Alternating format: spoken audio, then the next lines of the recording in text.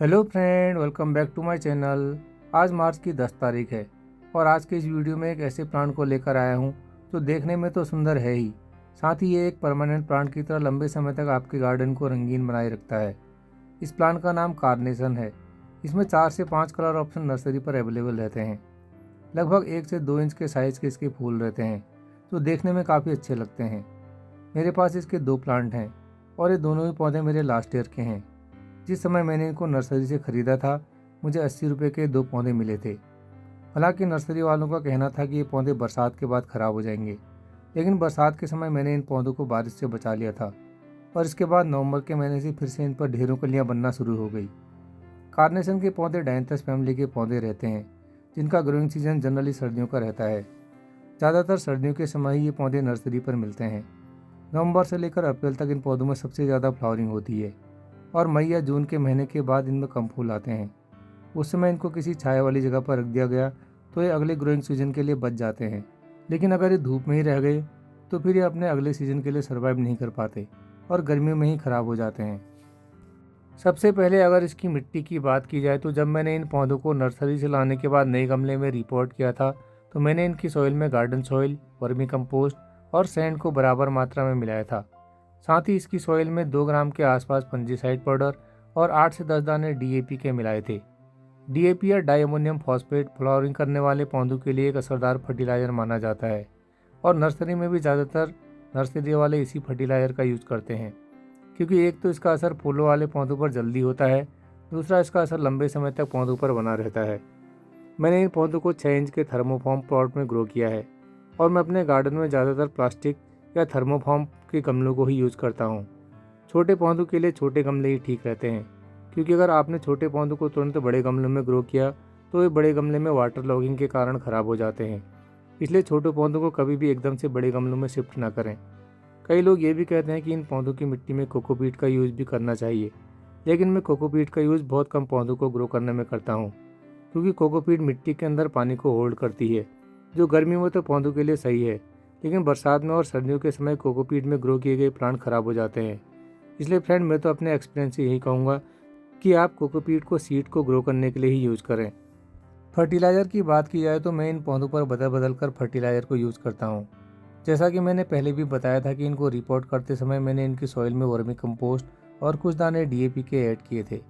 इस कॉम्बिनेशन का रिजल्ट इतना अच्छा रहता है कि मुझे अगले कुछ महीनों तक किसी भी फर्टिलाइज़र के यूज़ की ज़रूरत नहीं रही। मैं यूट्यूब पर कई वीडियो देखता हूँ जिनमें लोग जादुई फर्टिलाइज़र कहकर कुछ फूलों वाले पौधों को दिखाते हैं, लेकिन फ्रेंड, कोई भी फर्टिलाइज़र इतना असरदार नहीं होता कि जो कुछ दिनों में ही प्लांट को फूलों से भर दे। प्लांट पर फूलों का आना सिर्फ फर्टिलाइज़र पर ही डिपेंड नहीं करता। इसके लिए ये फैक्टर भी इम्पोर्टेंट रहते हैं कि आपने पौधों को कितनी देर की धूप वाली जगह पर रखा हुआ है, आप कितने दिनों में इन पर पानी देते हैं, या मौसम गर्मियों का है या फिर सर्दियों का। इसलिए चाहे मैं कहूँ या कोई और भी कहे, बस किसी भी वीडियो को देखकर आप आंख बंद करके विश्वास मत कीजिए। पहले आप प्रैक्टिकल करके देखिए, तभी किसी नतीजे पर पहुँचिए, वरना कभी कभी ऐसा करने से समय और पैसे दोनों की बर्बादी होती है। फूलों वाले पौधों को एक ऐसी फर्टिलाइज़र की ज़रूरत होती है जिसमें नाइट्रोजन कम हो और पोटेशियम और फॉस्फोरस की मात्रा ज़्यादा हो।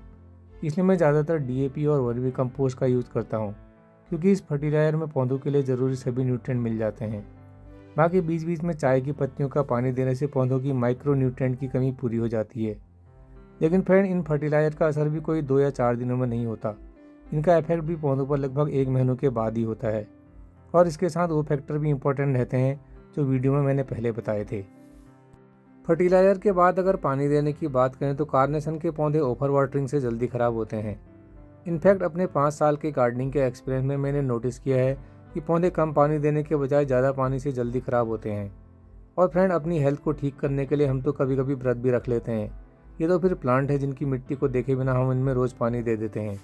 प्लास्टिक के गमलों में ग्रो किए गए पौधों की मिट्टी ऊपर से ड्राई लगती है, लेकिन इसमें नीचे साइड में काफ़ी मॉइस्चर रहता है। इसलिए इन पौधों को तभी पानी दें जब इनके गमले की मिट्टी आपको ऊपर से ड्राई दिखाई दे, और एक बार ही भरकर पानी देने के बजाय इतना ही पानी दीजिए जो कि गमले के ड्रेनेज होल से बाहर ना निकल पाए।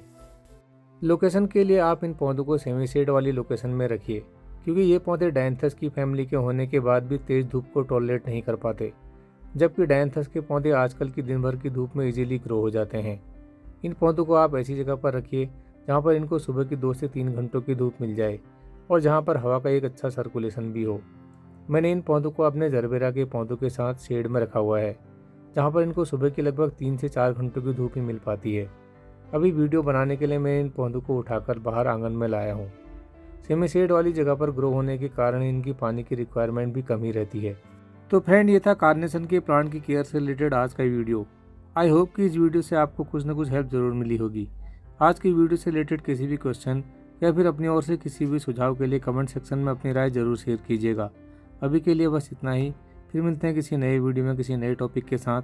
तब तक देखते रहिए gardening with RPJ. Thanks and happy gardening.